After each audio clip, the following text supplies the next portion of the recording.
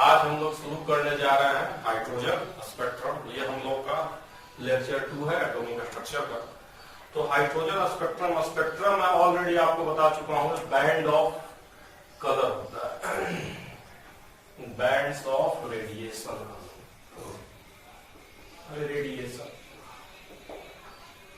Band of radiation कहो या colour भी कह सकते हो, कलर भी हो सकता है, कलर भी कर दो, रेडिएशन पहुंचा है कलर, ठीक है।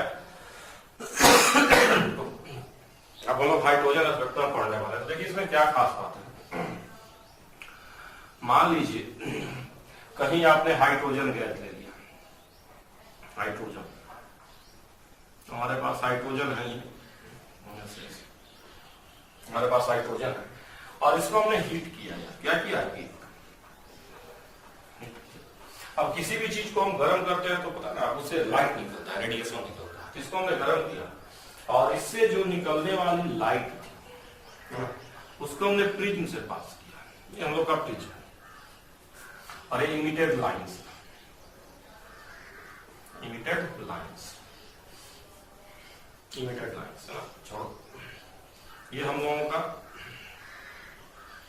वो लाइट है, इमिटेड लाइट कहो या जो भी कहो, जो हमारा कहां से निकल रहा है, हाइड्रोजन से निकल रहा है।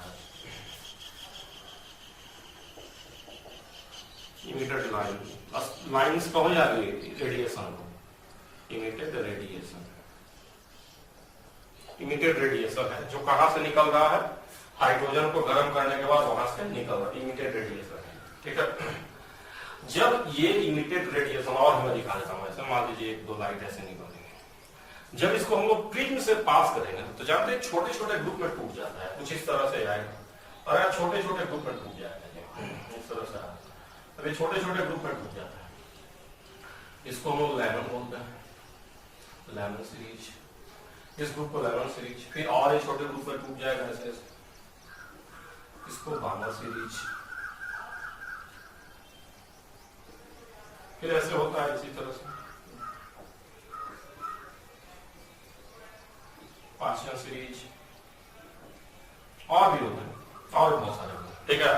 तो जब भी हाइड्रोजन गैस को हम गर्म करें तो वहां से क्या निकलेगा, कुछ लाइट निकलेगा। गर्म किसी भी चीज को गर्म करते हैं उसका कलर चेंज हो जाता है, ठीक है। तो हमने हाइड्रोजन गैस को गर्म किया, वहां से कुछ लाइट निकला और जब उसको हमने प्रिज्म से पास किया तो छोटे छोटे ग्रुप में टूट गया, मतलब 5 6 7 रेडिएशन एक साथ है। फिर कुछ फिर बीच में कोई रेडिएशन नहीं है, गैप। फिर 5 6 7 एक साथ है, फिर 5 6 7 8 एक साथ है। इस तरह से आपको दिखाई देगा, कुछ लोग यहाँ, फिर कुछ लोग यहाँ, ग्रुप में, छोटे छोटे ग्रुप में आपको दिखाई देगा कि ग्रुप में एक साथ लोग हैं, एक साथ लोग ग्रुप में, ठीक है। इसी तरह इस ग्रुप को हम क्या बोलते हैं, लेमन सीरीज। इसको हम क्या बोलते हैं, बाबर सीरीज। इसको क्या बोलते हैं, पैशन सीरीज, है ना। एक ग्रुप का नाम, इस ग्रुप का नाम लेमन, इसका नाम बाबर, इसका नाम पैशन, इस तरह से इसका नाम दिया गया है, ठीक है। अब बात आखिर हम लोग समझेंगे कि आखिर जब हाइड्रोजन एटम को गर्म किया जाएगा तो वहां से निकलने वाला रेडिएशन आखिर ये ग्रुप में टूट गया है, क्यों टूट रहा है, और लेमन बामर पास्चर का मतलब क्या है, यही हम लोग हाइड्रोजन स्पेक्ट्रम में स्टडी करते हैं, ठीक है। तो आप समझ गए होंगे हाइड्रोजन स्पेक्ट्रम क्या होता है, बैंड ऑफ रेडिएशन, लेकिन छोटे छोटे ग्रुप में टूटा हुआ होता है। और जानते हैं इसी को ये लेमन बामर पास्चर क्या है, या ये कहिए कि रेडिएशन छोटे छोटे ग्रुप में क्यों टूट रहा है, इसी को सक्सेसफुली किसने एक्सप्लेन किया था, बोर्स ने। हाइड्रोजन एटम से निकलने वाली लाइट छोटे छोटे ग्रुप में टूट रही है, ऐसा क्यों हो रहा है, इसी को सक्सेसफुली किसने एक्सप्लेन किया था, बोर्स ने। इसीलिए बोर्स के मॉडल को क्या मानते हैं हम लोग, सही मानते हैं, ठीक है। तो Bohr's successfully explained hydrogen spectrum, ठीक है। तो जो हाइड्रोजन स्पेक्ट्रम जो है आप समझ गए होंगे, इसको हम लोग बोर्स ने एक्सप्लेन किया था ना। किसने एक्सप्लेन किया था, बोर्स ने। तो वही मैं लिख दे रहा हूं ना, explain by Bohr's, explain by Bohr's, इसको बोर्स ने एक्सप्लेन किया। तो मैं लिख दे रहा हूं एक्सप्लेन बाय बोर्स,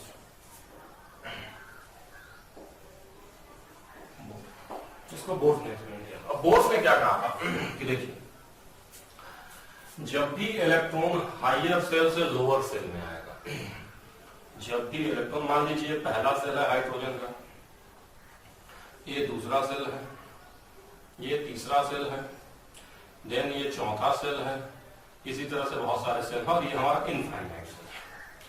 तो जब भी इलेक्ट्रॉन हायर सेल से कहां आएगा, लोअर सेल में। जब भी हायर सेल से लोअर सेल में आएगा तो अपनी एनर्जी लूज करेगा। भाई अगर हमको ऊपर से नीचे जाना तो एनर्जी घटाएगा ना, हम 2 में हैं, कुछ एनर्जी लूज करेंगे तो 1 में चले जाएंगे, या हम 5 में हैं। अगर हम कुछ एनर्जी लूज करेंगे तो 3 में आएंगे, 2 में आएंगे, बहुत लूज करेंगे तो 1 में आएंगे, है ना।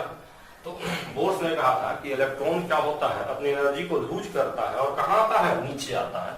और एनर्जी कैसे लूज करता है, इन फॉर्म ऑफ रेडिएशन। जब भी नीचे आएगा तो लाइट निकालेगा, और लाइट की एनर्जी कितनी होती है, Sc/λ, और ये एनर्जी किसके बराबर होगी, डेल्टा ई। डेल्टा ई क्या, energy gap between shell, energy gap between shell, energy gap between shell, यही बोर्स ने कहा था। तो आप लिख सकते हैं, whenever electron undergo transition it will emit radiation and similarly absorb radiation। तो हम कह सकते हैं whenever electron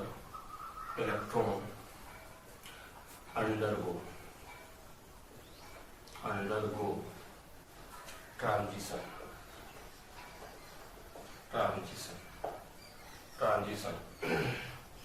it will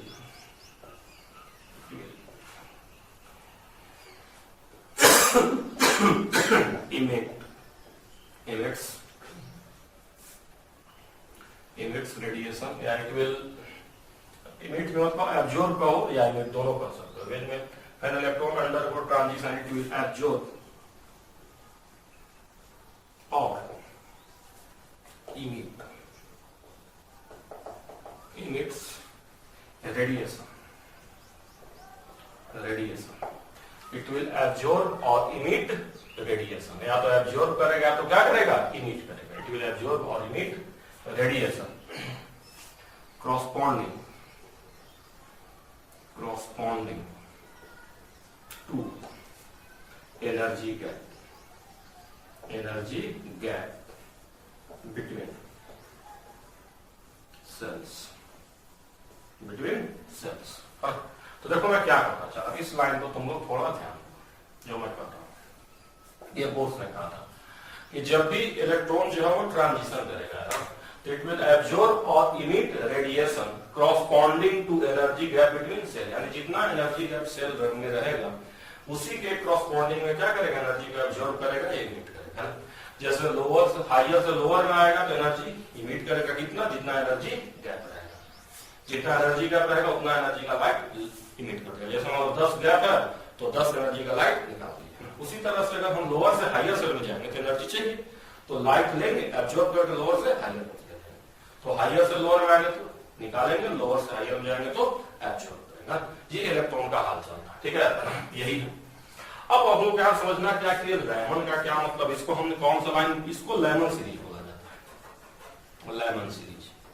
आखिर लेमन सीरीज का क्या मतलब है, लेमन सीरीज और बामर जो पढ़े तो उसका मतलब क्या, तो पहले एक समझा ले फिर बाद में बात करते, तो हम पहले लेमन की बात कर लेते। तो जो लेमन सीरीज होता है, Lyman series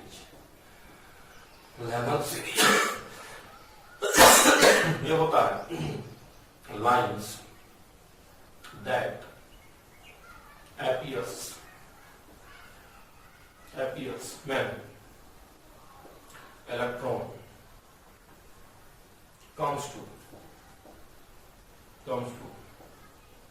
first cell from any higher cell। ये जो हमारा होता है लाइन होता है, जब भी इलेक्ट्रॉन कहाँ आता है, फर्स्ट सेल में आता है, कहां से, किसी भी हायर सेल से, किसी भी हायर सेल से, समझना है। तो आपको आना अल्टीमेटली कहाँ आना है, किसी भी हायर सेल से, कहां पे आना है, E1। ये आपका क्या हो गया, डेल्टा ई हो गया लेमन के लिए। किसके लिए, लेमन की बात कर रहा हूं, E मतलब किसी भी सेल से, कहां पे आई है, फर्स्ट में आई। एन की वैल्यू क्लियरली क्या होगी, एक से ज्यादा, ध्यान दीजिएगा, 2 3 4 5 होगी, 2 3 4 5 कुछ भी हो सकती है। En minus E1 energy gap हो जाएगा किसके लिए, लाइमन के लिए, और बराबर ये क्या हो जाएगा, Sc/λ। ये लाइमन सीरीज की कहानी होती है, ठीक है। तो हम लाइमन सीरीज में थोड़ा और कैलकुलेट कर ले, तब आगे हम लोग चलेंगे, ठीक है ना। तो जल्दी से बताइए, यहाँ पे जल्दी से बताइए फटाफट। कि जो 1/λ है वो हम क्या लिख सकते हैं, 1/λ बराबर En क्या होता है बताइए, -13.6, मैं हाइड्रोजन की बात कर रहा हूं तो -13.6 1 स्क्वायर और साथ में n स्क्वायर और E1 क्या हो जाएगा +13.6 और बटे में Hc, बटे में Hc, यही होगा 1/λ। बताओ 13.6 लिखा, ध्यान देना 1/λ लिख रहा हूं, 1/λ ध्यान देना अच्छे से, 1/λ लिख रहा हूं, ठीक है। तो 1/λ बराबर क्या आ जाएगा, यहां से जरा मुझे बताओ, 13.6 को कॉमन ले लो, 13.6 बाय Hc को R कर दो, 13.6 बटे, तो 13.6 भी कांस्टेंट, Hc भी कांस्टेंट, इसको एक और कांस्टेंट R बोल दे रहे हैं, बराबर क्या हो जाएगा 1 माइनस n स्क्वायर। R को हम रिडबर्ग कांस्टेंट बोलते हैं, क्या बोलते हैं, रिडबर्ग कांस्टेंट, रिडबर्ग कांस्टेंट बोलते हैं, R को हम रिडबर्ग कांस्टेंट बोलते हैं, ठीक है। तो ये हम लोग का लेमन सीरीज का वेवलेंथ हो गया, क्या हो गया वेवलेंथ। इस पर एक दो सवाल करा देते हैं तब हम लोग बाहर बचेंगे, ठीक है। तो जल्दी से अब मैं हाइड्रोजन स्पेक्ट्रम इधर मिटा दे रहा हूँ, ठीक है, इसलिए मिटा दे रहा हूँ ताकि आपको समझने में आसानी हो जाए। अब जल्दी से मैं इस पे एक दो क्वेश्चन ले लेता हूँ, ठीक है, एक दो क्वेश्चन ले लेंगे तो आपको समझने में आसानी हो जाएगी ना। तो मैं क्वेश्चन कह रहा हूँ, क्वेश्चन देखिए, question what is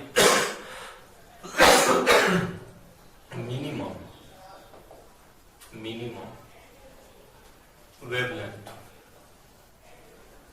of light, LIGHT, light emitted by, what is minimum wavelength of light emitted by, what is wavelength of light, वैसे what is minimum wavelength of light in Lyman series, Lyman series, emitted मत करो, इन Lyman series करो, अच्छा सवाल हो गया, ठीक है। What is minimum wavelength of light emitted in Lyman series in term of, दोनों टर्म इसको निकालते हैं, आर के टर्म में भी पहली बार हम लिख देते हैं in term of R, in term of R, और दूसरा इन नैनोमीटर, दोनों इसको हम निकाल देते हैं, ठीक है। तो चलो इसको हम सॉल्व करने चलते हैं, सॉल्व, ठीक है बच्चा। तो देखिए मिनिमम वेवलेंथ पूछा है, मिनिमम वेवलेंथ पूछा है, तो तुम पढ़ा है एनर्जी क्या होता है, लैम्डा की इनवर्सली प्रोपोर्शनल है, मतलब ये वाला मिनिमम तो ये क्लियरली क्या हो जाएगा मैक्सिमम, ये कम तो ये ज्यादा, मैक्सिमम एनर्जी। और ई मैक्स, ई एनर्जी का है, एनर्जी गैप है, दिस इज एनर्जी, अभी हम बता चुके हैं एनर्जी गैप होता है। अब मैक्सिमम गैप कब मिलेगा, जब इलेक्ट्रॉन कहां से कहां आएगा, इनफाइनाइट से होना है, तो क्लियरली है यहाँ पे सबसे कम गैप, यहाँ पे सबसे ज्यादा गैप। तो जो डेल्टा ई है मैक्सिमम कब होगा, जब ई इंफिनिटी माइनस क्या करेंगे, ई करेंगे नहीं करेंगे, तो यहाँ ई मैक्स को क्या कर सकते हैं, एससी बाय लैम्डा मिनिमम भी कर सकते हैं, एससी बाय लैम्डा जो हमें बता चुका हूँ, एनर्जी मैक्सिमम तो लैम्डा क्या होगा मिनिमम, और एनर्जी का जो लाइट के फॉर्म में निकलता है तो एनर्जी जो है एससी बाय लैम्डा के बराबर ही होगा, और ई इंफिनिटी कितनी हो जाएगी 0, और ई1 हमको पता है 13.6, तो यहाँ से आप लैम्डा निकालेंगे, लैम्डा मिनिमम कितना आ जाएगा, सोल्व कर लीजिए। एससी की वैल्यू ऑलरेडी बता चुका हूँ 1240, मैंने बताया था कि 1240 होता है, तो आप निकाल देंगे, ये हम लोग का आ जाएगा लगभग 92 नैनोमीटर, लगभग अप्रॉक्स 92 नैनोमीटर, तो हमने नैनोमीटर निकाल दिया, नैनोमीटर ना। अब इसको हम लोग रिडबर्ग के टर्म में निकालना, पार्ट फर्स्ट इधर कर देते हैं, पार्ट फर्स्ट हम लोग इधर कर देते हैं रिडबर्ग के टर्म, इधर part first in term of Rydberg. तो आपको पता है फॉर मिनिमम लैम्डा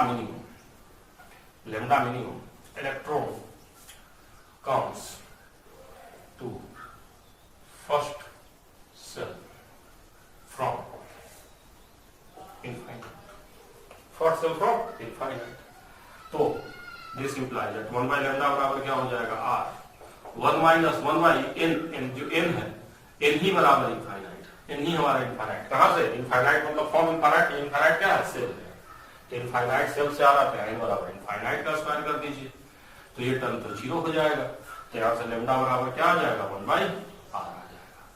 समझ गए कि नहीं समझ गए, तो इस तरह का सवाल वहां आएगा, और ऐसे ही हम लोग को वहां पे करना है लेमन सीरीज, तो लेमन सीरीज सारे बच्चे समझ गए होंगे, ठीक है। अब मैं इसको मिटा दे रहा हूँ, ठीक है, अब इसको मैं मिटा दे रहा हूँ। अब हम लोग इसमें बामर सीरीज पढ़ लेते हैं फटाक से। इसमें हम क्या पढ़ लेते हैं आगे, बामर सीरीज पढ़ लेते हैं जल्दी से। एक पढ़ लेंगे तो फिर आगे भाग नहीं पड़ेगा, सब उसी तरह का होता है, ठीक है। अब अगला हम लोग इसमें डिस्कस करने वाले हैं बामर सीरीज, ठीक है। तो ध्यान दीजिए, बामर सीरीज, बामर सीरीज, हम लोग बामर सीरीज को डिस्कस करने वाले हैं, ठीक है। तो जैसे लेमन सीरीज में हम 1 पे आ रहे हैं, बामर सीरीज में हम कहां पे आते हैं, किसी भी हायर सेल से कहां पे आते हैं, 2 पे आते हैं। जब भी इलेक्ट्रॉन किसी भी हायर सेल से कहां आएगा, सेकंड सेल में आएगा, तो तब फिर से लाइट निकलेगी। इसी लाइट को हम क्या बोलते हैं, बामर बोलते हैं, बामर सीरीज बोलते हैं, बामर सीरीज, समझ। तो बामर सीरीज में क्या होता है, these are the radiation which correspond to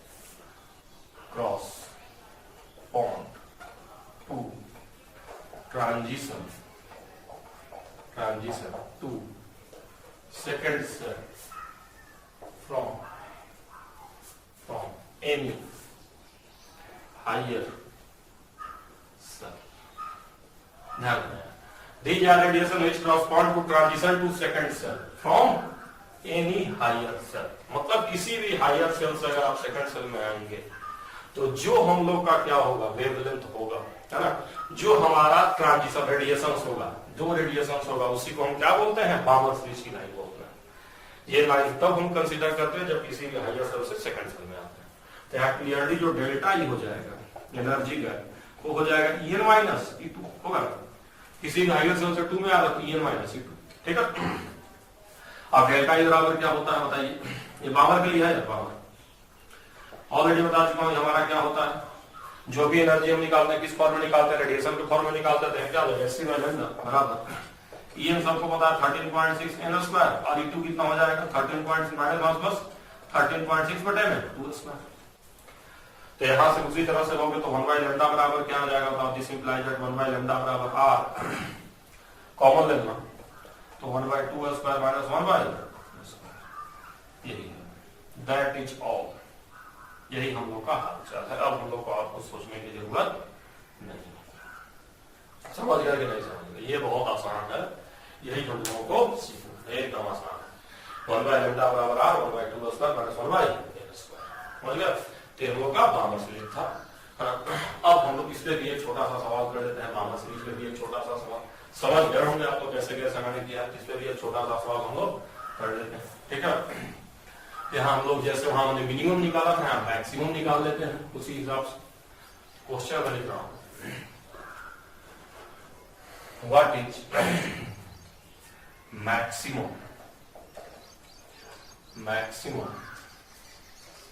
wavelength, what is maximum wavelength of light for, what is maximum wavelength of light for Balmer series in term of पहला R और दूसरा नैनोमीटर। रेडबर के टर्म में भी निकालना है, नैनोमीटर के term में भी निकालना है, ठीक है बच्चा। तो पहले इसको हम नैनोमीटर के टर्म में कर लेते हैं। तो देखो तुमको पता है, यहाँ मैं फिर से सॉल्यूशन लिखने जा रहा हूँ और मैं फिर से रिपीट कर दे रहा हूँ। तो एनर्जी प्रोपोर्शनल टू क्या होता है, लैम्डा। तो मैक्सिमम तो एनर्जी क्या हो जाएगा, मिनिमम, इनवर्सली ये बढ़ गया तो ये घट गया। अब मिनिमम एनर्जी कब मिलेगी बताइए जरा क्लियर। 2 में आ रहा है तो सबसे कम एनर्जी कब होगी, 3 से 2, एनर्जी मिनिमम और एनर्जी मैक्सिमम। तो क्लियरली जो हो जाएगा डेल्टा ई मिनिमम, जो एनर्जी गैप है, ये क्या है एनर्जी गैप, ये मिनिमम कब होगा, E3 माइनस E2, ये होगा minimum energy gap. Energy gap है ये वाली, this is energy gap, energy gap, energy का गैप, एनर्जी गैप, और मिनिमम किसी के करस्पॉन्डिंग होगा 3 से 2, ठीक है। अब E3 माइनस E2 हमारा होगा कितना, Sc बाय लैम्डा होगा, क्योंकि लाइट हम किस फॉर्म में निकालते हैं, रेडिएशन के फॉर्म में निकालते हैं, उसकी एनर्जी कितनी होती है Sc बाय लैम्डा। जो एनर्जी गैप होगा वो लाइट का फॉर्म में जाएगा, इसी के बराबर होगा, बराबर E3 माइनस क्या हो जाएगा E2।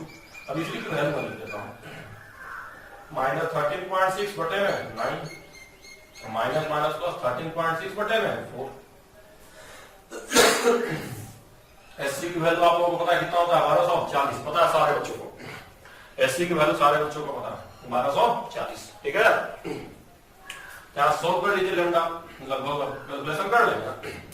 ये 653 के आसपास आएगा, 653 नैनोमीटर। अब ये गुना भाग है, ठीक है। तो ये हम लोग का हो गया नैनोमीटर के टर्म। तो ये लेमडा हम लोग का किस टर्म में हो गया, नैनोमीटर के टर्म 653। तो मैं इसको मिटा देता हूँ। अब मैं इसको क्या करता हूँ, मिटा देता हूँ, दूसरा पार्ट हम बना देंगे। अब हम लोग पहले पार्ट में चलते हैं, रिडवर्क के टर्म। किस टर्म में, रिडवर्क के टर्म में। यहाँ पे लेमडा मिनिमम, अब इसको सोल्व कर रहे हैं, तो लेमडा मैक्सिमम, मैक्सिमम निकाला तो मिनिमम में ध्यान दीजिएगा, लेमडा मैक्सिमम है तो मैक्सिमम। तो जो lambda maximum means energy minimum and lambda maximum का मतलब हो गया energy minimum and 3 to 2 transition.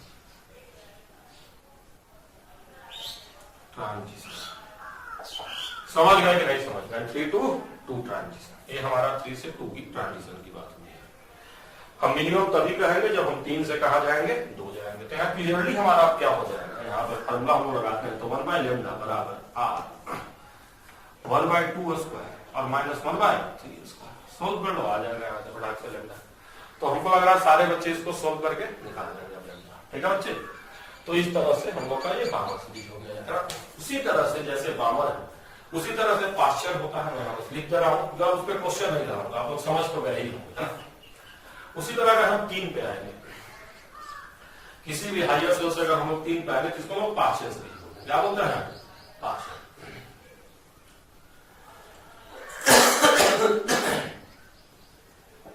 Pasteur, इसको हम पाश्चर बोलते हैं। ये हमारा पाश्चर सीरीज होता है, ठीक है। ये चीज है ना,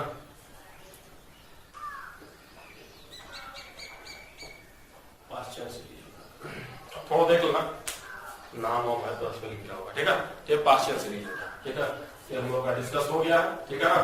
तो हम लोग समझ गए हैं लैमन, बार्मर, पाश्चर वगैरह क्या होता है, कैसे कैसे होता है हमारा, ठीक है ना। और ये तब होगा जब किसी भी हायर सेल्स हम कहाँ पे आएंगे, थर्ड में, जिसका इन जनरल इक्वेशन क्या लिखाएगा, En माइनस E3 बराबर SC बाय लेमडा। ये किसके लिए हो जाएगा, पाश्चर के, ठीक है। तो उसी तरह और भी होता है, पाश्चर के ऊपर और होता है, ब्रैकेट होता है, फिर पोफंड भी होता है, बट इतना हम लोग को जानना नहीं है। इतना ही तक से क्वेश्चन वहां पे पूछता है लेमन बार्मर ना। और इसमें एक चीज और हम लोग को ध्यान रखना है, इंपॉर्टेंट है जो है, ये हम लोग को ध्यान रखना है कि जो लाइमन की लाइन होती है, लाइमन सीरीज जो होता है वो यूवी रीजन में होता है, यूवी रीजन। ये ध्यान रखेंगे आप लोग, लाइमन सीरीज की लाइन जो है अल्ट्रा वायलेट रीजन में होती है। बामर की जो होती है, बामर ये विजिबल में होती है, विजिबल रीजन में होती है। तो इसको भी ध्यान रखना, बामर से निकल रहे लाइट को आप देख सकते हैं, इसको नहीं देख सकते। इसके ऊपर जितने होते हैं, चाहे पाश्चर हो गया, चाहे ब्रैकेट हो गया, या पोफंड हो गया, ये सब सीरीज है। यहाँ पे हम लोग कहीं से कहाँ आते हैं, 3 पे आते हैं, यहाँ हम लोग 4 पे आते हैं, और फिर यहाँ कहीं से लोग कहाँ आते हैं, 5 पे आते हैं। ये सब जो है हमारा, ये इंफ्रा की लाइन होती है, इंफ्रारेड की लाइन होती है, ठीक है। तो ये सब लोग ध्यान रखें, क्योंकि कई बार सवाल आता है कि विजिबल रीजन में कौन लाइन करता है। तो विजिबल रीजन में कौन लाइन करता है, तो बामर जो है वो विजिबल रीजन में लाइन करता है। इसलिए छोटा सा सवाल भी आपको मैं आपको करा दे रहा हूँ इस कॉन्सेप्ट पे, उसके बाद हम लोग इसको खत्म करते हैं, ठीक है। तो देखिए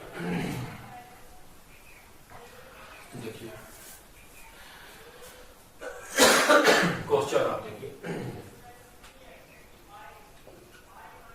in hydrogen spectrum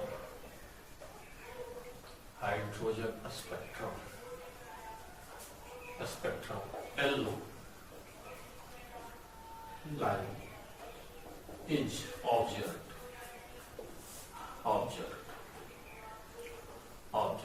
then which transition is possible? Which transition is possible? In hydrogen spectrum हमको yellow line is observed, then which transition is possible? पहला n बराबर 2 से n बराबर 1, दूसरा n बराबर 4 से n बराबर 3, तीसरा n बराबर 5 से n बराबर 2, चौथा n बराबर 6 से n बराबर 4। ये सब इन सब में से आपको बताना है कि येलो लाइन में कौन सा ट्रांजिशन पॉसिबल है। तो देखो करोगे कैसे। पहले येलो लाइन का मतलब कैसा हुआ, विजिबल हुआ कि नहीं हुआ। येलो लाइन का मतलब विजिबल हो गया ना। और कोई भी चीज अगर विजिबल होगा, अगर कोई भी चीज क्या होगा, विजिबल होगा, तो ये तय है कि वो क्या होगा, बामर होगा। जिसमें बामर देखिए यही ना बामर है, क्योंकि कहीं पे अगर हम 2 पे आते हैं तो वही बामर होता, तो ये बामर है। ये क्या बताओ, लेमन है। This is lemon. तो होगा नहीं, अल्ट्रा वायलेट है। ये इंफ्रारेड है, ये भी हम नहीं देख पाएंगे। ये भी इंफ्रारेड है, जिसको भी हम देख नहीं पाएंगे। तो कोई भी विजिबल होगा तो पक्का क्या है, 2 मतलब उसको क्या होना चाहिए, बामर होना चाहिए, बामर होना चाहिए। तो इस तरह के छोटे मोटे सवाल उठाएंगे, और अगर छोटे मोटे सवाल आएंगे तो आप उसको कर लीजिएगा। एक सवाल और मैं आपको इस पे करा देता हूँ, ट्रांजिशन, ताकि हम लोग एकदम से कॉन्सेप्ट क्लियर हो जाए। एक और जनरल सवाल मैं करा देता हूँ ऐसे ही। क्वेश्चन है, electron is in second cell of helium plus absorb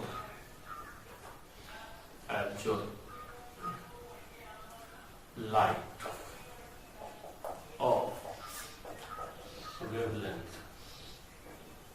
lambda and light of wavelength lambda and move to fourth cell. Move to fourth cell. What is lambda? What is lambda? Question देखो यार, electron जो है वो second shell में है। कहा, helium plus है, ये न्यूक्लियस है, और इलेक्ट्रॉन हमारा सेकेंड सेल में है। Second shell, this is second shell. और क्या दे रहा है, लाइट एब्जॉर्ब कर रहा है, और कहां चला जा रहा है, फोर्थ से, फोर्थ में चला जा रहा है। लाइट एब्जॉर्ब करके कहां चला जा रहा है, फोर्थ में चला जा रहा है। ठीक है, तो आपको वही लेमडा बताना है। मैं पहले कहा था कि लाइट एब्जॉर्ब करेगा तो हायर सेल में जाएगा, और जब लाइट लूज करेगा तो लोअर सेल में जाएगा। तो सबसे पहले जो है एनर्जी गैप है। अगर एनर्जी गैप है वो है, आपको कहां से कहां जाना है, तो आप 2 से कहां जा रहे हैं, 4। तो एनर्जी गैप कितना हो जाएगा, 4 माइनस 2। भाई 2 से 4 जा रहे हैं, तो यही नहीं के बीच का गैप हुआ, यही एनर्जी गैप हुआ। This is energy gap.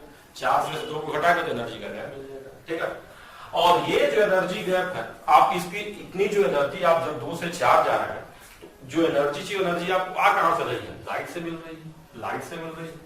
और लाइट का वेवलेंथ अगर लैम्डा है तो लाइट की एनर्जी कितनी होगी, lambda। ये एनर्जी ऑफ लाइट होगी। अगर वेवलेंथ लैम्डा है तो उस लाइट की एनर्जी कितनी होगी, lambda। और यही एनर्जी से आप कहां जा रहे हैं, लोअर से हायर पे जा रहे हैं, बराबर E4 माइनस E2।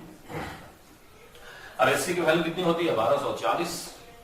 लैम्डा को लैम्डा छोड़ देते हैं, 1240 लिखे बच्चा, 1240।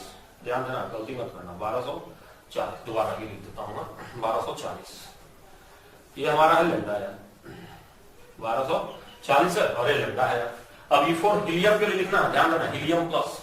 तो E4 कितना हो जाएगा, -13.6। जेड मतलब 2 स्क्वायर बटे 4 square. This is E4, 4 square E4 minus minus plus 13.6 2 square into he 2 square. कटा दो 2 स्क्वायर से 2 स्क्वायर, यहां भी कटा दो।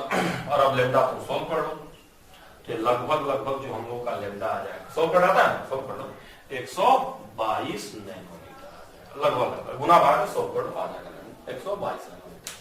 तो इतना वेवलेंथ अगर दोगे तो उससे उतनी एनर्जी मिलेगा कि लाइन हमारा दूसरे से चौथे सेल में चला जाएगा। मैटर वेव्स, अब मैटर वेव्स के बारे में या dual nature of matter, dual nature of matter, dual nature of matter के बारे में बात किसने किया था? डी ब्रॉगली ने।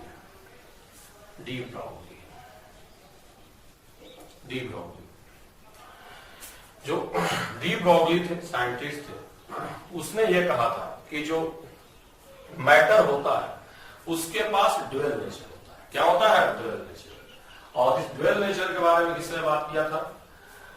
De Broglie. और ड्वेल नेचर का मतलब ये हो गया कि ये जो मैटर है, आप पढ़ो, मैटर होता है पार्टिकल, जैसे इलेक्ट्रॉन की बात, इलेक्ट्रॉन, इलेक्ट्रॉन क्या है? मैटर या पार्टिकल, मैटर है और क्या है? पार्टिकल है।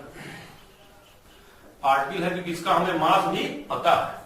लेकिन डी ब्रॉगली ने कहा कि ये जो मैटर है, इलेक्ट्रॉन है, इसके पास ड्वेल नेचर है। कैसा है? Dual nature, dual nature, dual nature. Dual nature का मतलब हो गया behave as wave, wave also, ये वेव की तरह भी बिहेव करेगा। पार्टिकल तो है और साथ में क्या हो गया? वेव हो गया, वेव भी हो गया, पार्टिकल भी और वेव भी। तो इसका मतलब कैसा हो गया? ड्वेल नेचर होगा। तो ड्वेल नेचर का यही मतलब होता है, कोई भी चीज अगर कैसा बिहेवियर शो करे, जरा मुझे बताइए, वेव और पार्टिकल दोनों का बिहेवियर शो करे, तो उसी को हम क्या बोलते हैं? Dual nature. जैसे हमने लाइट में पढ़ा था, तो डी ब्रॉगली ने कहा कि सिर्फ लाइट नहीं है, मैटर का बिहेवियर या छोटे छोटे जो पार्टिकल होते हैं, इलेक्ट्रॉन, प्रोटॉन, अल्फा, उनका बिहेवियर भी कैसा होता है? ड्वेल होता है। वो पार्टिकल की तरह भी बिहेव करते हैं और वेव की तरह भी बिहेव करते हैं। ठीक है, तो इसी को हम मैटर वेव बोलते हैं। क्या बोलते हैं? मैटर। और जो मैटर वेव होता है वो डिफरेंट फ्रॉम इलेक्ट्रोमैग्नेटिक वेव, समझ रहे? डिफरेंट फ्रॉम, क्योंकि इलेक्ट्रॉन को बोल रहा है कि तुम क्या हो?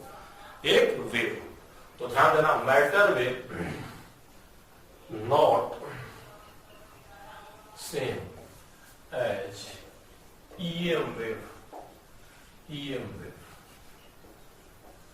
EM wave. ईएम वेव में कौन होता था यार? तो इलेक्ट्रिक फील्ड होता था ना, ईएम वेव में होता था इलेक्ट्रिक फील्ड, और कौन होता था? Magnetic field. यही दोनों मिलकर क्या बनाते थे? EM wave. और मैटर वेव में कौन होता है? पार्टिकल, इलेक्ट्रॉन, अल्फा, इस तरह के पार्टिकल होते हैं मैटर वेव में। तो इलेक्ट्रिक मैग्नेटिक फील्ड होता है, पार्टिकल होता है। ठीक है, तो यही डी ब्रॉगली ने कहा था ना।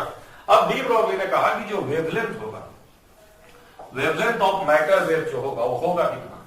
h/p, या क्या कहो h/mv। p क्या है? मोमेंटम, मोमेंटम, ये मोमेंटम होता है। तो आप ध्यान देंगे, डी ब्रॉगली ने कहा कि जो मैटर होते हैं, छोटे छोटे पार्टिकल होते हैं, उनका वेव की तरह भी बिहेव करेगा और उनका वेवलेंथ कितना दिया जाएगा? h/p चाहे h/mv। समझ गए कि नहीं समझ गए? तो यही डी ब्रॉगली का कॉन्सेप्ट था मैटर वेव के रिगार्डिंग। ठीक है, इसको हम थोड़ा सा और आगे लेंगे, थोड़ा और आगे इसको देख लें, फिर हम लोग इस पे क्वेश्चन करके इसको खत्म कर देंगे, है ना। तो डी ब्रॉगली ने क्या कहा था हम लोग अच्छे से यहां लिख लें।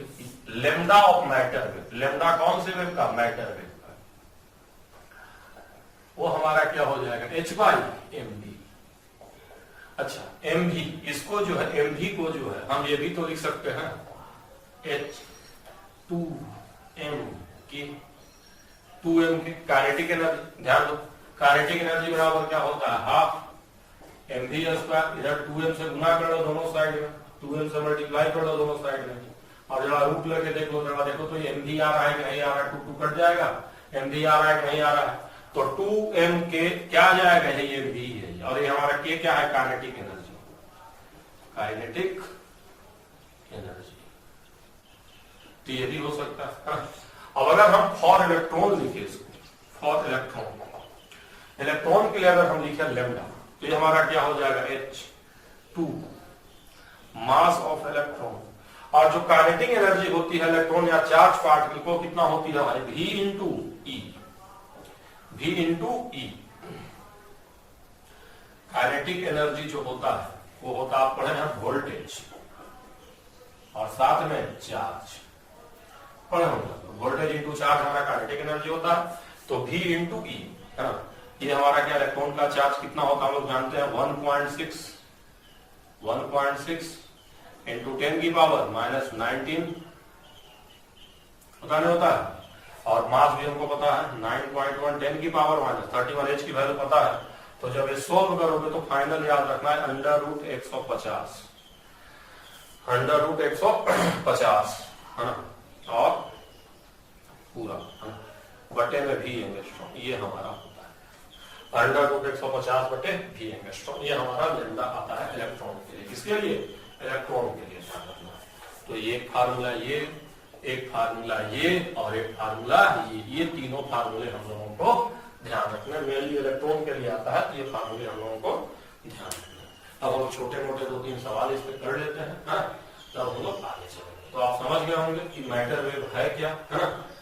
छोटे मोटे जो पार्टिकल होते हैं इलेक्ट्रॉन, वो वेव की तरह भी बिहेवियर शो करते हैं। कैसा बिहेवियर शो करते हैं? वेव की तरह। यही किसने बताया था? डी ब्रॉगली ने कहा था। और उनका वेवलेंथ कितना होता है? h/mv होता है। इसीलिए कहा जाता है कि मैटर का कैसा नेचर होगा? Dual nature. डुअल नेचर इसीलिए कहा जाता है मैटर का कि वो पार्टिकल और वेव दोनों का बिहेवियर शो करता है। तो हम लोग आसान सवाल इस पे कर लेते हैं। पहला सवाल हम कर रहे हैं 10 gram of ball having velocity 36 kilometer per hour. 10 gram of ball having velocity 36 kilometer per hour. What is lambda? What is lambda? एक 10 ग्राम का बॉल है, उसका वेलोसिटी 36 किलोमीटर पर आवर है। What is lambda? तो क्लियरली तुमको दिख रहा होगा कि बॉल क्या होता है? पार्टिकल।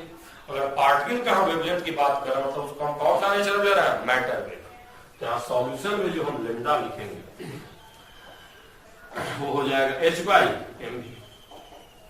और यहाँ ध्यान देना एसआई यूनिट की बात होती है तो मास हम केजी में लेते हैं और वेलोसिटी किस में लेते हैं? मीटर पर सेकंड। ठीक है, तो तुमको मास कितना दिए हैं? 10 ग्राम बराबर हो जाएगा 10 बटे में 1000 बराबर 10 की पावर -2 kg। समझ गए कि नहीं समझ गए? वेलोसिटी कितना दिया है? 36 किलोमीटर पर आवर। तुम लोग जानते होगे कैसे इसको सोल्व करते हैं। तो 36 इंटू 5/18 अगर कर दोगे 5/18 जानते हो ना, ये हो जाएगा मीटर पर सेकंड में। तो सोल्व कर दो हो जाएगा 10 मीटर पर सेकंड। तो ध्यान देना मास और वेलोसिटी को इस यूनिट में रखते हैं। तो यहाँ हम लोग रखेंगे तो this imply that after that हमारा लेमडा कितना आ जाएगा? h की वैल्यू हम लोग को पता है 6.6 10 की पावर -34। मास हम लोग ने निकाल लिया है 10 की पावर -2। वेलोसिटी भी हम लोग निकाल चुके हैं 10। सोल्व कर लेंगे तो लेमडा हो जाएगा 6.6 10 की पावर -33 मीटर। समझ गए कि नहीं समझ गए? तो जो वेवलेंथ होता है मैटर वेव का वो बहुत क्या होता है? कम होता है। जो मैटर वेव होता है उसका वेवलेंथ क्या होता है? बहुत कम होता है। ठीक है ना? तो आप समझ गए होंगे क्या इसका कॉन्सेप्ट। ठीक है बच्चा, अब हम लोग इसमें एक आध सवाल इलेक्ट्रॉन पे कर लेते हैं। इस पे कर लेते हैं, इलेक्ट्रॉन पे कर लेते हैं, ताकि आप लोग को बेसिक एकदम समझ में आ जाए कैसे कैसे होता है। ठीक है बच्चा, चलिए अब हम लोग क्वेश्चन लिख लेते हैं। यहाँ पे क्वेश्चन हम लोग इलेक्ट्रॉन के लिए लिख लेते हैं। What is de Broglie wavelength of electron in second cell of helium plus second cell of helium plus ये हम लोग को निकालना है। What is de Broglie wavelength of electron in second cell of helium plus? तो देखो इसको हम दो तरह से सोल्व करेंगे। पहले एकदम इसको हम बेसिक मेथड से सोल्व करते हैं। कौन से मेथड से?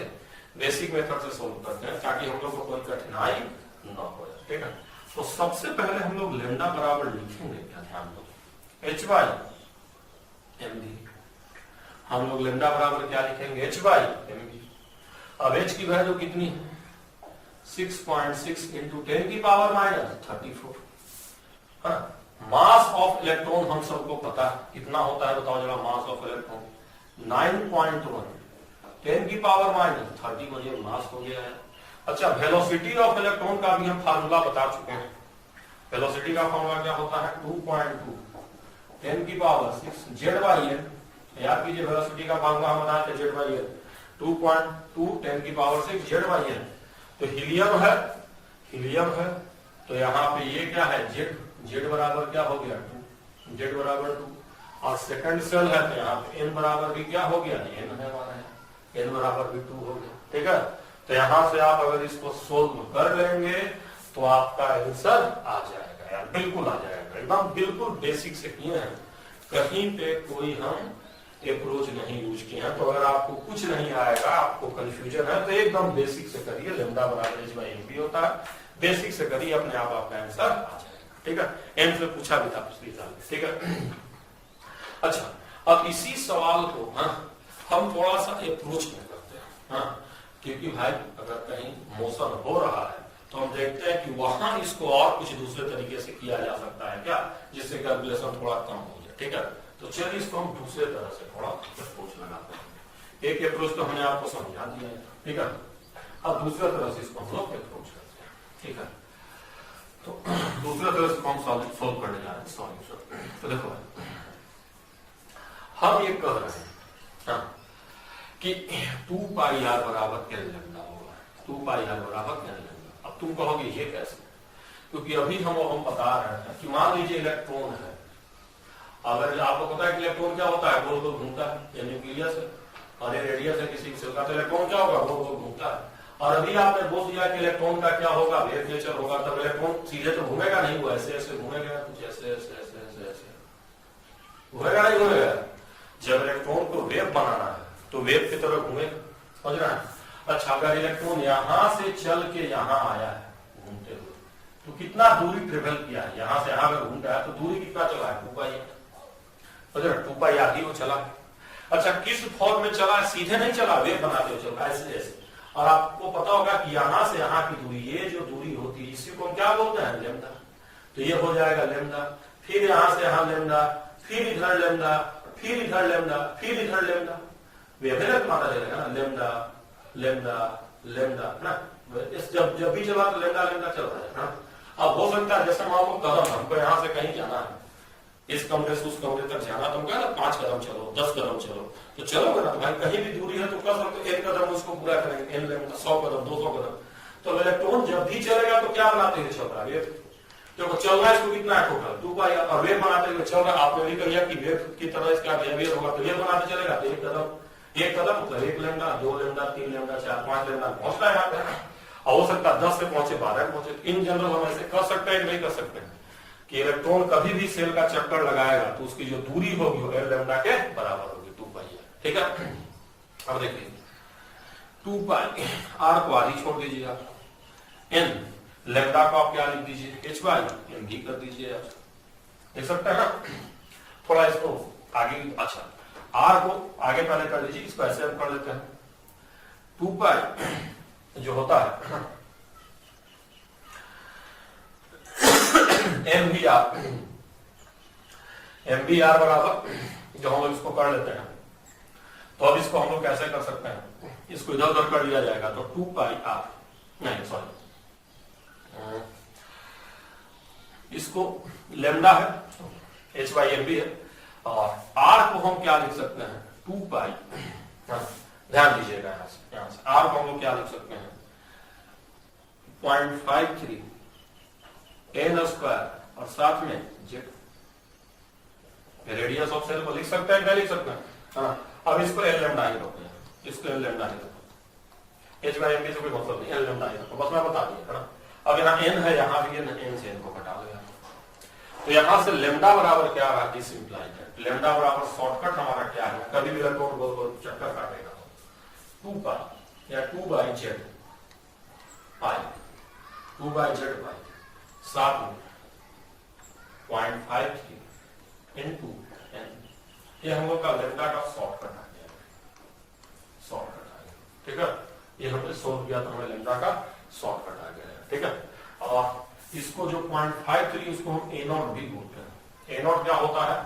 Radius of first shell, radius of first shell, first shell of hydrogen. तो कई जगह इसको ए नॉट भी बोल देता है 0.53 को। और ए नॉट क्या मतलब क्या होता है? Radius of first shell of hydrogen 0.53 का होता है। तो ये हमारा, और ये वैल्यू हमारा किस में आ रहा है? एंगस्ट्रॉम में। तो वो जो हम लोग का सवाल था, है ना, lambda of second shell in helium plus, अगर उस सवाल को इस फार्मूले से बनाया, हाँ, जब ये लंबा से बनाया था, यही सवाल था ना लोगों, देखो lambda for second shell of helium plus, यहाँ लेमडा बराबर क्या हो जाएगा? 2, साथ में पाई, जेड बराबर 2, साथ में 0.53 और एन बराबर 2 को घटा लो यार, तो हम लोग का हो जाएगा, हाँ। अब मल्टीप्लाई कर लो यार, हाँ। तो ये 1.06 पाई एंगस्ट्रॉम। समझ गया कि नहीं समझ गया? इस तरह से हम लोग का ये आ जाएगा बच्चा, ठीक है। तो ये हम लोगों ने सीख लिया है किस तरह से इसको हम लोग करते हैं, ठीक है बच्चा। ऐसे एक चीज और अब हम आपको बता देते हैं यहाँ, है ना, यहाँ पे होता क्या है, ये सवाल भी कई बार एग्जाम में डायरेक्ट आ जाता है कि जितना नंबर ऑफ सेल होता है उतना ही वेव बनता है ना, उतना ही वेव बनता है। तो नंबर ऑफ सेल होता है, नंबर ऑफ सेल बराबर number of wave, number of shell बराबर नंबर ऑफ वेव। इसका मतलब है कि मान लो फर्स्ट सेल और सेकंड सेल है, तो सेकंड सेल में क्या वेव बनेगा? दो वेव बनेगा, 2 बार वेव बनेगा, हाँ, 2 वेव। उसी तरह थर्ड सेल में जाओगे तो कितना वेव बनाएगा? 3 वेव। तो नंबर ऑफ सेल बराबर नंबर ऑफ वेव। ये सब एग्जाम में पूछता है, जैसे पूछ देगा what is number of wave, number of wave form, number of wave, what is number of wave form in third shell. ये सब पूछा हुआ सवाल है। Number of wave form in third shell, what is number of wave form in third shell. तो solution सीधे सीधे इसका क्या हो जाएगा? ठीक है, 3 वेव हो जाएगा। हाँ, पहले 3 वेव क्यों? क्योंकि जो हमारा नंबर ऑफ सेल होता है वही नंबर ऑफ वेव होता है, तो सॉल्यूशन 3 वेव आ जाएगा, ठीक है। तो आई थिंक आप सभी लोग समझ गए होंगे कि डी ब्रॉगली वेवलेंथ को हम किस तरह से अप्रोच करेंगे, मैटर वेव क्या आता है, कैसे सवाल करना है, ठीक है। प्रिंसिपल है, इसके बारे में पहली बार डिस्कस किया था हाइजेनबर्ग, एक साइंटिस्ट थे, उसी ने डिस्कस किया था इसके बारे में, अनसर्टेनिटी प्रिंसिपल हाइजेनबर्ग। अब हाइजेनबर्ग ने यह कहा था कि आप जो है momentum and position of electron can not be determined simultaneously,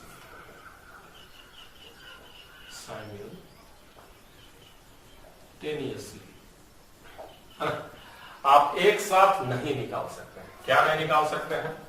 position and momentum of electron, momentum and position of electron can not be determined simultaneously and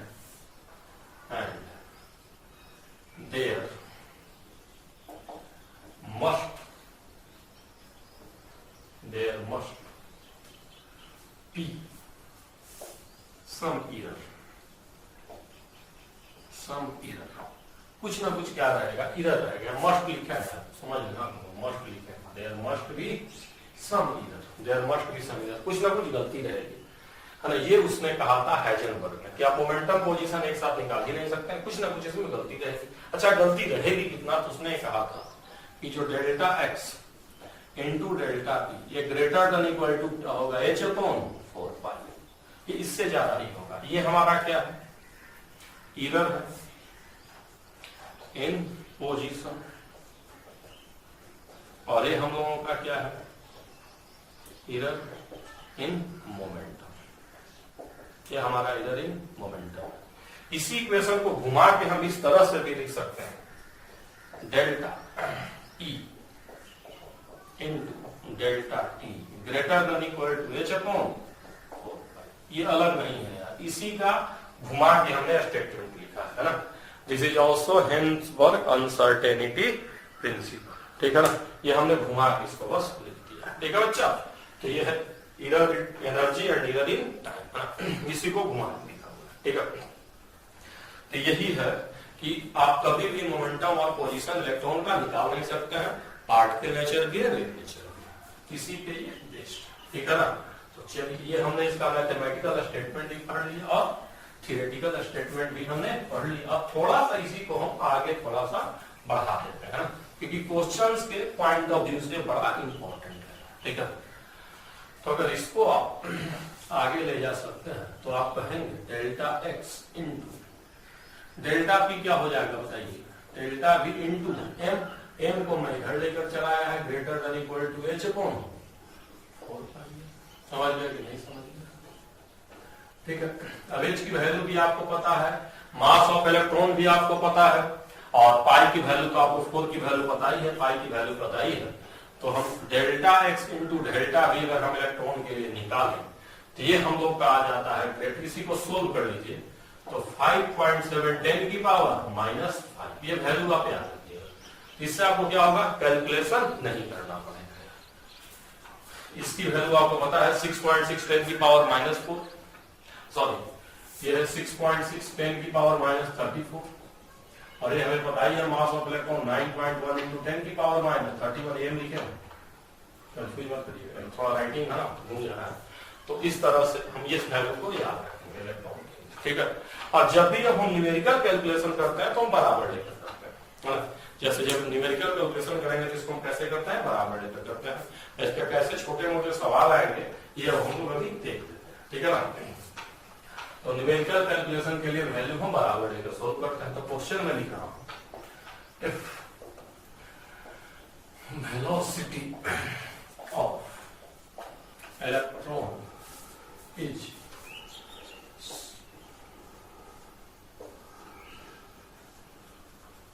kilometre per hour, देखो मैंने लिखा है किलोमीटर पर आवर, एंड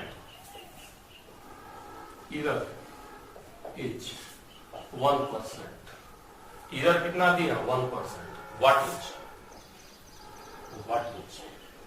इधर इन position, what is इधर इन position, position में कितना इधर होगा, इस चीज को हम यहां से डिस्कस करना चाह रहे हैं, ठीक है।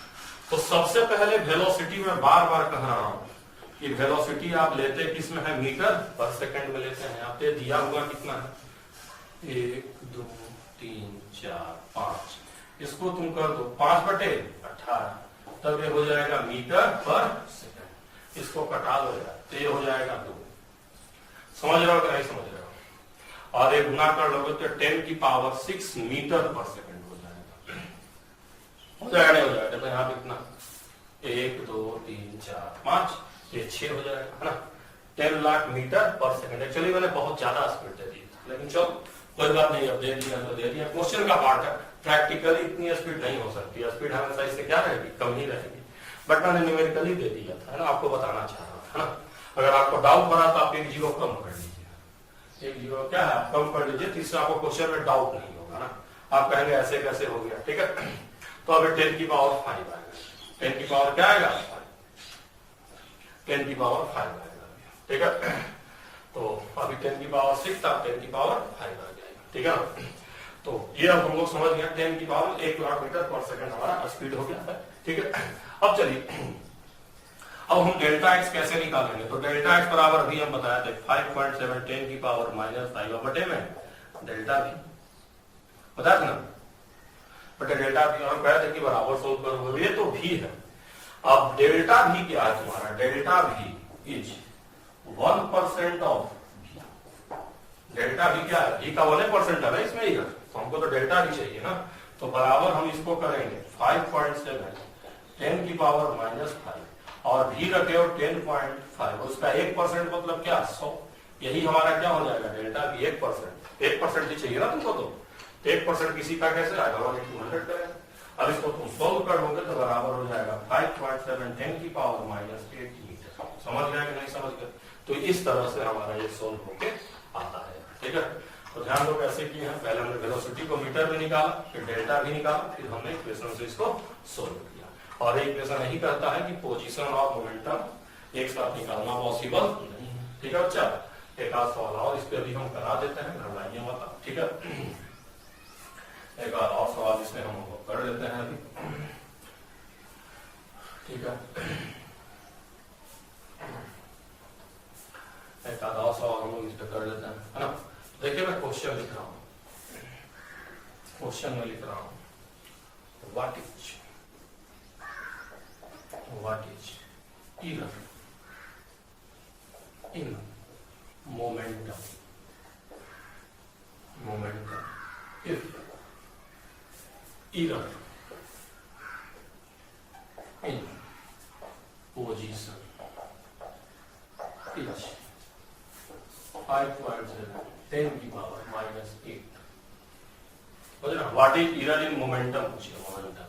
इफ error in position हम दिए 5.7 10 की पावर माइनस 8। समझ रहा, तो इसको कैसे सोल्व करेंगे? तो दो तरीका है। एक तो तुम डायरेक्टली कर लो, delta X into delta P बराबर एच अपॉन 4 पाई, यहाँ से डायरेक्टली कर दोगे यार। तो डेल्टा पी कितना आ जाएगा बताओ? एच की वैल्यू हमें पता है 6.6 10 की पावर माइनस 34 3 पाई की वैल्यू 3.14 इंटू हमें error in position पता है 5.7 10 की पावर माइनस। सोल्व कर लो तो आ जाएगा ये। समझ लो, एक तो ये अप्रोच हो गया। अब इसी को सेकंड अप्रोच से हम कैसे सोल्व कर सकते हैं? सेकंड अप्रोच इसको मैं सोल्व कर रहा हूं। पहला अप्रोच समझ गए, डायरेक्ट बेसिक। दूसरे अप्रोच में हम इसको ये ना यूज करके हम ये यूज करते हैं कि delta X into delta we बराबर 5.7 10 की पावर माइनस 5। अब यहां से डेल्टा भी कितना आ जाएगा 5.7 10 की पावर माइनस 5 बटे 5.7 10 की पावर माइनस 8 होगा नहीं होगा? तो यहाँ से डेल्टा भी कितना आ जाएगा 10 की पावर 3 आ जाएगा यार। अब डेल्टा पी कितना होता है? Change in momentum M delta. तो इलेक्ट्रॉन का मास हमें पता है 9.1 10 की पावर माइनस 31 इलेक्ट्रॉन का मास हो गया और डेल्टा भी 10 की पावर 3 हो गया। सोल्व कर दो, यहाँ से भी आ जाएगा। तो दोनों अप्रोच है, जैसे एग्जाम में रहेगा उस तरह से हम लोग क्या है इसको। ठीक है बच्चा, तो आराम से छोटा मोटा ऐसे ही इस पे सवाल आता है, हम लोगों को करना होता है। तो एक और छोटा सवाल इस पे हम लोग कर लेते हैं थियोरेटिकल टाइप का, और फिर मैं आपको इसके बारे में थोड़ा सा थियोरेटिकल पॉइंट बताऊंगा, फिर इसको हम लोग ठीक है।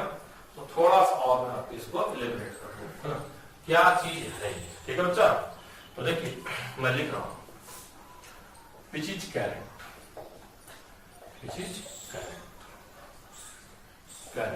if error in velocity is same as error in position, what is correct if error in velocity is same as error in position? पहला मैं कर रहा हूं डेल्टा भी बराबर एच अपॉन 4 पाई। दूसरा मैं कर रहा हूं डेल्टा टी बराबर एच अपॉन 4 पाई। तीसरा मैं कर रहा हूं डेल्टा पी बराबर एच अपॉन 4 पाई। और चौथा मैं कर रहा हूं ना कुछ, इसमें से कोई भी सही नहीं है ना। तो ये आप लोग बता रहे हैं इसमें कौन सा ऑप्शन सही है। और error in velocity is same as error in position, ये मैंने आपको दे रखा है। देखिए इसको कैसे हम लोग अप्रोच करें। ठीक है, हम लोग ने दे रखा है कि डेल्टा एक्स बराबर डेल्टा बी, ये गिवन है। और अभी आपको हम बता चुके हैं कि डेल्टा एक्स इंटू डेल्टा भी बराबर होता है क्या एच अपॉन 4 पाई। ये भी अभी हम बता चुके होंगे, बता देना ये चीज। तो यहां से दिस इंप्लाइज दैट डेल्टा भी का स्क्वायर या डेल्टा भी क्या हो जाएगा under root of H upon 4 pi. होगा कि नहीं होगा? ये होगा ना, डेल्टा भी तो नहीं हो जाएगा क्योंकि स्क्वायर हो जाएगा ना। स्क्वायर हो जाएगा। तो ये हो गया। अब तुम्हें क्या चाहिए, डेल्टा पी चाहिए, लेकिन आपको क्या चाहिए, डेल्टा पी। तो देखिए डेल्टा पी बराबर ये होगा, ये तो होगा नहीं पहला तो ठीक है सीधे सीधे। अब हम आगे निकाल देते हैं, तो डेल्टा पी बराबर क्या होता है, एम डेल्टा पी। तो एम इंटू एच का 4 पाई एम रूट में है, तो रूट से एम कट जाएगा, राइट। तो एक टर्म कटेगा तो ये रूट में यहाँ चला जाएगा, नहीं चला जाएगा, तो कौन सा ऑप्शन सही है, दूसरा सही। तो देखो ये रूट में है तो एक से एम कटेगा, लेकिन इधर चला जाएगा, रूट में चला जाएगा, तो दूसरा ऑप्शन सही हो गया। तो इस तरह का छोटा मोटा सवाल आता है अनसर्टेनिटी पर। जितने सवाल आए थे 2-3 सब मैंने करा दिए हैं। और एक कहता यही है कि पोजीशन निकालना पॉसिबल नहीं है। अब कई बार पूछता है कि जो अनसर्टेनिटी प्रिंसिपल हो किसको काउंटर करता है, किसको काउंटर करता है, तो बोर्स मॉडल किसको काउंटर करता है, बोर्स को काउंटर करता है। कि बोर्स ने वेलोसिटी एग्जैक्ट बताया था निकालने के लिए, बोर्स ने कहा था कि एग्जैक्टली हम वेलोसिटी को निकाल सकते हैं, लेकिन ये जो अनसर्टेनिटी प्रिंसिपल वो कहता है कि वेलोसिटी निकालना पॉसिबल नहीं है, कुछ ना कुछ इसमें क्या होगी, गलती होगी। तो पूछता है कि जो अनसर्टेनिटी प्रिंसिपल है या हाइजेनबर्ग का जो मॉडल है किसको इनकरेक्ट प्रूव करता है, किसको काउंटर करता है, तो आप क्या कहेंगे, बोर्स मॉडल। ठीक है, कर रहे हैं वेव मैकेनिकल मॉडल या स्क्रोडिंजर वेव इक्वेशन। ठीक है, तो थोड़ा ध्यान देना है कि अभी तक एटम को हमने क्या माना है, पार्टिकल माना है, फिर कुछ लोगों ने कहा कि ये वेव है, इसीलिए जो बोर्स का मॉडल उसको सीधे सीधे कितने काउंटर कर दिया, जो अनसर्टेनिटी प्रिंसिपल का सीधे उसको गलत प्रूफ कर रहा है। तो एक नया इक्वेशन लिखा गया जो इलेक्ट्रॉन को सही से डिस्क्राइब कर सके इनसाइड एटम, उसी को हम लोग वेव मैकेनिकल मॉडल बोलते हैं या स्क्रोडिंजर वेव इक्वेशन बोलते हैं, जो इलेक्ट्रॉन के वेव कैरेक्टर को सही से डिफाइन करता है। ठीक है, तो चलिए अब ये इक्वेशन पहले हम देख लेते हैं। तो ये इक्वेशन कुछ इस तरह से होता है, -h 2 ये होता है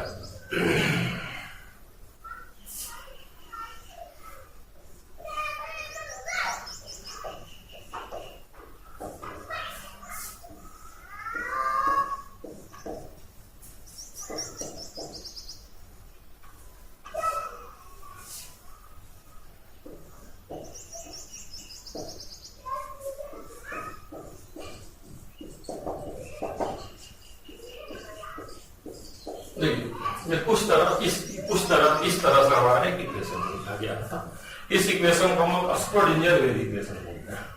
यहाँ ये जो है हमारा potential energy, this is potential energy, और ये हम लोगों का है total energy, this is total energy, total energy. ठीक है, और ये जो साइया है that is wave function, wave function ये फंक्शन है। और जो ये है ये h/2 पाई, h/2 पाई को हम h ऐसे h बार लिखते हैं, h बार है h/2 पाई को h बीच में से कट कर देंगे। ठीक है, ये हम लोग का वेव फंक्शन है, ये हम लोग का पोटेंशियल एनर्जी फंक्शन है, ये हम लोग का टोटल एनर्जी। ठीक है, कुछ इस तरह से है ये, है ना। और यहाँ जो है आपने पढ़ा है डेल स्क्वायर, है ना, ये डेल स्क्वायर है, इसको हम लोग पार्शियल डिफरेंशियल बोलते हैं। क्या बोलते हैं, पार्शियल डिफरेंशियल। और इसका मतलब ये होता है डेल स्क्वायर सही del X square plus del square del square sine बटे ये ऐसे होता है del square del Y square और साथ में होता है डेल स्क्वायर साइन बटे में डेल स्क्वायर, है ना। ये पार्शियल डिफरेंशियल फंक्शन होता है ना। This is partial differential function. आप घबराइएगा मत कि ये क्या है, ठीक है, हम लोग को पढ़ना नहीं है, बस मैंने आपको ये बता दिया कि h/2 पाई इसका मतलब है। और ये जो हमारा होता है ये पार्शियल डिफरेंशियल होता है। तो इसी इक्वेशन को हम, और यहाँ वेव फंक्शन होता है, इसी इक्वेशन को हम स्क्रोडिंजर वेव इक्वेशन बोलते हैं। ठीक है ना, this equation is called as Schrodinger wave equation. ये सिंपली एनर्जी कंजर्वेशन पे लिखा हुआ है। किस पे लिखा हुआ है, एनर्जी कंजर्वेशन पे लिखा हुआ है। ठीक है ना, तो यही हमारा वेव इक्वेशन है based on energy conservation principle. ठीक है, इसको मैं मिटा दे रहा हूँ, ठीक है ना, या इसको ये इस इक्वेशन को आगे सिंप्लीफाइड फॉर्म में लिख दे रहा हूँ। ठीक है, तो ये जो हमारा इक्वेशन है इसको मैं और सिंप्लीफाइड फॉर्म में लिख दे रहा हूँ। ठीक है, तो ये वेव इक्वेशन होता है बेसिकली पार्शियल डिफरेंशियल इक्वेशन होता है सेकेंड डिग्री। ठीक है, जिसको और मैं सिंप्लीफाइड फॉर्म में, तो यही जो इक्वेशन था इसी को जब हम एक ऑपरेटर होता है मैथमेटिकल, जब हम हैमिल्टनियन ऑपरेटर लगाएंगे तो इसको हम कुछ इस तरह से लिखते हैं।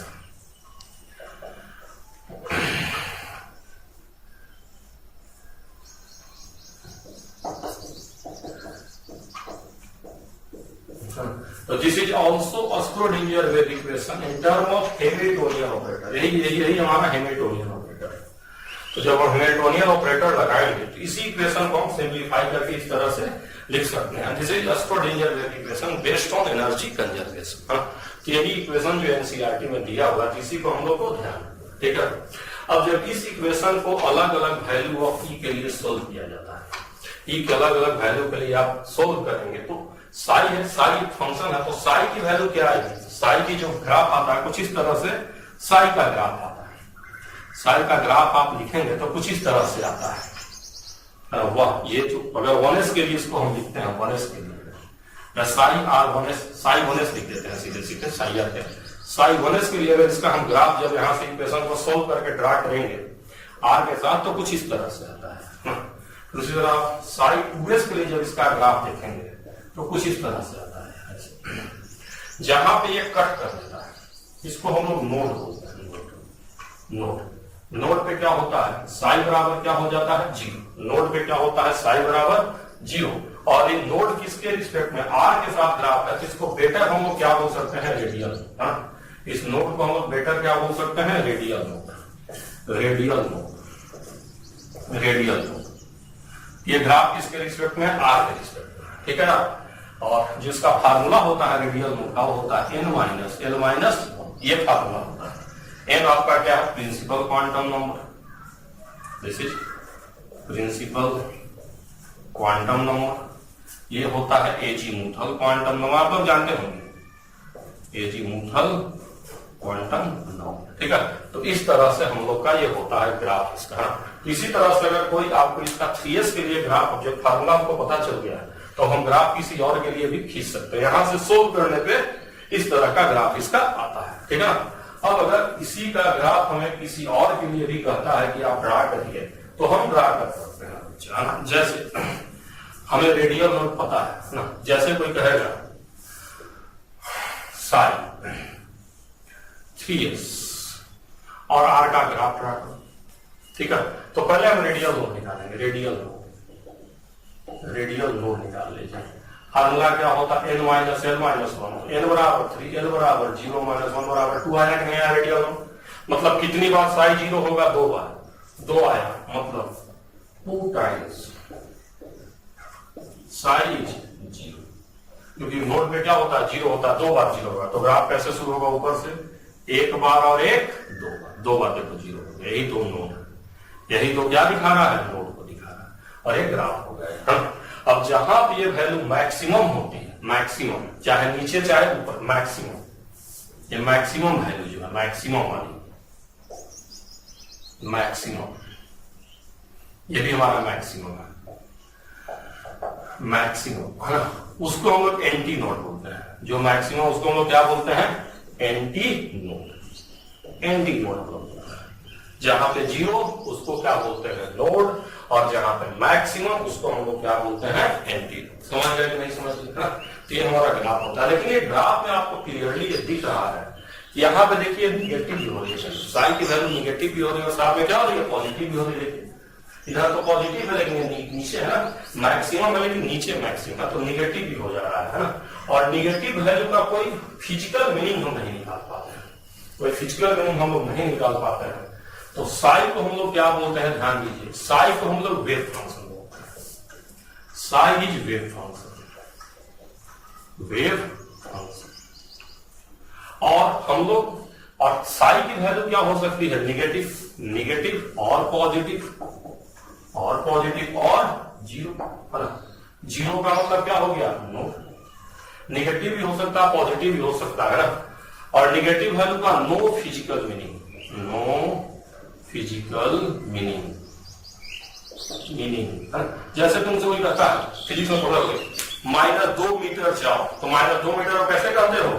2 मीटर पीछे जाओ। -2 मीटर कैसे समझते हो? 2 मीटर पीछे जाओ। मतलब निगेटिव को पॉजिटिव बना के समझते हो। निगेटिव का कोई मीनिंग नहीं होता, उसको तुम पॉजिटिव बना के तब समझते हो। तो निगेटिव का कोई फिजिकल मीनिंग नहीं है, इसलिए साई का भी कोई फिजिकल मीनिंग नहीं होता है, क्योंकि ये पॉजिटिव निगेटिव कुछ भी आ सकता है। उसको हम लोग क्या बोलते हैं, वेव फंक्शन बोलते हैं। तो हम लोग करते क्या है ना, अब हम लोग साई को चेंज कर देते हैं, है ना। भाई साई निगेटिव आ रहा तो साई को हम लोग चेंज करके साई स्क्वायर कर देते हैं, स्क्वायर कर देते हैं। अब किसी भी चीज को हम स्क्वायर कर देंगे तो हमेशा क्या रहेगा, पॉजिटिव रहेगा। पॉजिटिव का स्क्वायर ही पॉजिटिव, निगेटिव का स्क्वायर ही पॉजिटिव, तो ऑलवेज पॉजिटिव होता है, always positive, this is always positive, ठीक है। ये हमेशा पॉजिटिव रहता है। और इसको हम लोग क्या बोलते हैं, प्रोबेबिलिटी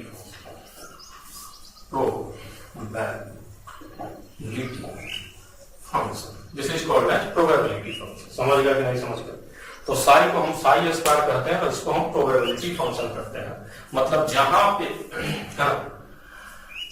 जहां पे साई स्क्वायर मैक्सिमम है वहां इलेक्ट्रॉन मिलने का चांस ज्यादा है। तो एंटी नोड पे इलेक्ट्रॉन मिलने का चांस क्या होता है, ज्यादा। तो psi square maximum at antinode, और यहां पे क्या है, maximum chance of getting electron, और यहां पे इलेक्ट्रॉन मिलने का क्या होता है, चांस सबसे ज्यादा होता है। Maximum chance of getting electron, electron मिलने का चांस क्या होता है, सबसे ज्यादा होता है, ठीक है। तो हम लोग ग्राफ और आप इसका भी देख लेते हैं, किस तरह से हम लोग इसका ग्राफ खींचें, ठीक है बच्चा।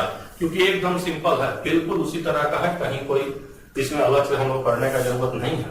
तो जैसे किसी ने कहा कि यार साई स्क्वायर 2s और r का ग्राफ खींचिए, तो साई स्क्वायर 2s और r का ग्राफ करेगा तो हम लोग ऐसे खींचेंगे, वैसे ही खींचेंगे एकदम ऐसे, लेकिन इस बार नीचे नहीं जाएंगे, ऊपर ऊपर आ जाएंगे ऐसे। This is Sai square 2s। इसी तरह किसी ने आपको कह दिया साई स्क्वायर 3s का ग्राफ खींचिए, साई स्क्वायर 3s और r का ग्राफ खींचिए। तो बताइए इसमें कितने रेडियल नोड पहले निकाल लीजिए आप, रेडियल नोड कितना आ जाएगा, 3 माइनस 1 माइनस और सॉरी 0 माइनस 1 बराबर 2।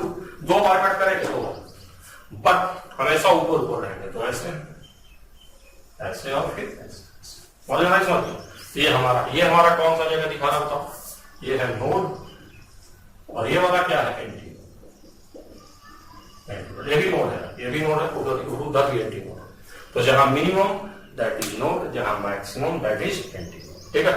तो उस जिस तरह से हमने रेडियल नोड खींचा है उसी तरह से एक और नोड होता है ना, उसको हम लोग बोलते हैं एंगुलर नोड। एक नोड और होता है एंगुलर नोड, एंगुलर नोड। इसको हम लोग नोडल प्लेन भी बोलते हैं, नोडल प्लेन। यहां पे भी इलेक्ट्रॉन मिलने का चांस क्या होता है, 0।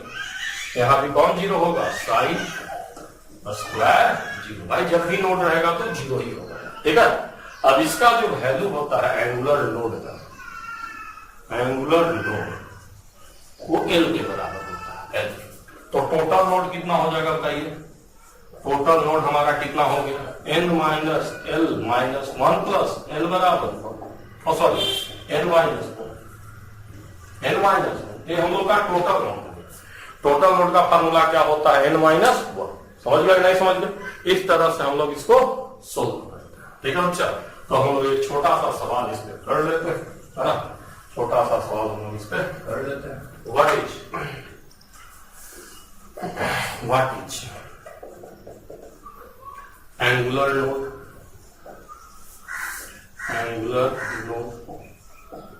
Comma total node, comma radial node in पहला 4p दूसरा 3p, पहला 4p दूसरा 3p। तो चलो 4p सॉल्यूशन। सबसे पहले रेडियल नोड देखो क्या होता है। रेडियल नोड फार्मूला मैं बता चुका हूं, n माइनस L माइनस 1। तो 4p के लिए अगर तुम इसको निकालते हो पहले तो ये क्या हो जाएगा, 4 माइनस 1 बराबर 2। फिर इसको तुम 3d के लिए अगर निकालते हो तो 3 माइनस 2 माइनस 1 बराबर 0 होगा, नहीं होगा 3d के लिए। देखो रेडियल नोड निकाले, एंगुलर नोड क्या होता है तुम लोगों को पता है, एंगुलर नोड क्या होता है, बराबर L। तो 4p 4p के लिए क्या हो जाएगा, l बराबर 1 और 3d के लिए l बराबर 2। तो जब एंगुलर नोड और रेडियल नोड मिल गया, दोनों को जोड़ दोगे तो टोटल नोड आ जाएगा कि नहीं आ जाएगा। इसके लिए टोटल नोड कितना हो जाएगा, इसके लिए टोटल नोड बताओ, टोटल इन दोनों को जोड़ दो 4p के लिए, तो टोटल कितना हो जाएगा 3। और इसके लिए टोटल कितना होगा बताओ, टोटल कितना रहेगा, 2 ही रहेगा ना। इसके लिए टोटल क्या रहेगा, 2 ही रहेगा। समझ रहे होंगे सारे बच्चे है ना कि टोटल क्या रहेगा, 2 ही रहेगा इसके लिए, ठीक है। तो समझ गए होंगे। अब इसी में अगर मान लीजिए कोई आपसे बोलता है कि ग्राफ ड्रा कर दीजिए, क्या ड्रा कर दीजिए, ग्राफ ड्रा कर दीजिए, है ना। अगर आपसे कोई बोलता है कि आप ग्राफ ड्रा कर दीजिए, ग्राफ आप ग्राफ ड्रा कर दीजिए, साई स्क्वायर 4s और r, साई स्क्वायर 4s और r। तो अभी हम बताए थे नहीं, Sai square 4p, sorry 4p और r। तो आपको ध्यान रखना है कि जो p का ग्राफ होता है, s का ग्राफ ऊपर से शुरू होता है, but p, d and f, pd and f, graph, pdf होता है ना, graph, graph starts from origin, origin से ही शुरू होता है।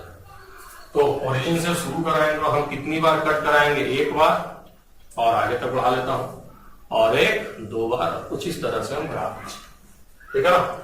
यही हमारा तो क्या दिखा रहा है, नोड, और ये हमारा क्या है, anti node. This is anti node, anti node, और ये हमारा क्या है, दिस इज, समझ गए कि नहीं समझ गए। 4p का ग्राफ हो गया है, 2 बार था, है ना। अब अगर उसी तरह कोई कहता है 3d का खींच दो और r का खींच दो, तो बताओ d का भी ओरिजिन से स्टार्ट होगा, लेकिन कितनी बार कट किया था बताओ, एक ही बार कट नहीं किया था ना, तो एक ही बार कट नहीं कराएंगे, तो ऐसे ग्राफ खींचिए, छोड़ देंगे, है ना। एक भी बार कट कराने की जरूरत नहीं, ठीक है। इस तरह से ग्राफ हम लोगों का होता है, और यही हमारा क्या था, स्क्रोडिंजर वेव इक्वेशन था, या वेव मैकेनिकल मॉडल था, ठीक है। और इसमें एक और हम लोग को फंक्शन थोड़ा सा पढ़ना है, उसको ही मैं आपको थोड़ा सा बता देता हूँ। समझ रहा है, 2 तो हम लोग सीख चुके हैं, एक और फंक्शन हम लोगों को पढ़ना है। वो फंक्शन हम लोगों को पढ़ना है 4πr square dr Sai square, 4πr square dr Sai square, 4πr square dr Sai square, है ना। ये इसको हम लोग बोलते हैं radial probability, density, radial probability density. तो वहां ध्यान देना, साई को क्या बोलते हैं, जवाब मुझे बताओ, साई को क्या बोलते हैं, Sai wave function, Sai square probability function, and Sai square 4πr square dr को क्या बोलते हैं, रेडियल प्रोबेबिलिटी डेंसिटी फंक्शन। तो हम लोग अगर आपका ग्राफ दिया साई 2s और r, ग्राफ में इसको समझा दे रहा हूं, तो ऊपर से आएगा और निगेटिव में चला जाएगा। समझ रहा है कि नहीं समझ रहा है, साई निगेटिव होता है, कट करके निगेटिव में आ जाएगा। अगर आपको किसी ने दे दिया साई स्क्वायर 2s और r, साई स्क्वायर कर दिया, साई स्क्वायर 2s और साथ में क्या कह दिया r, तो यहां से ग्राफ क्या होगा, आके कट तो करेगा, लेकिन किधर आ जाएगा, पॉजिटिव में ही रह जाएगा, निगेटिव में नहीं जाएगा। समझ रहा, एक बार कट करेगा लेकिन पॉजिटिव में ही रह जाएगा।